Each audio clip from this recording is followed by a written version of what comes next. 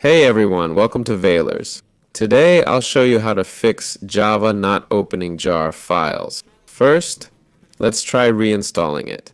Go to Google, type Java download, then click on Java Oracle.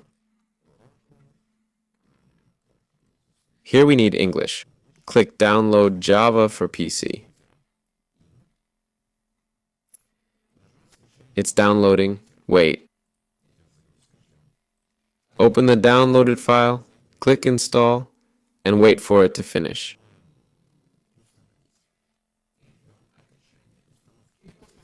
Then try to run the Java file. Click open, then yes, and it should launch the Java file.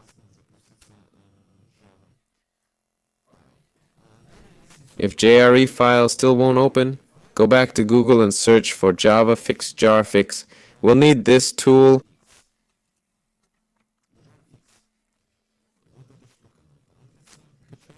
Download it for free.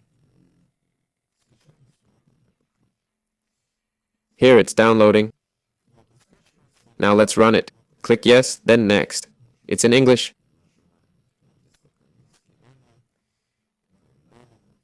Next, accept. Don't accept that, click run.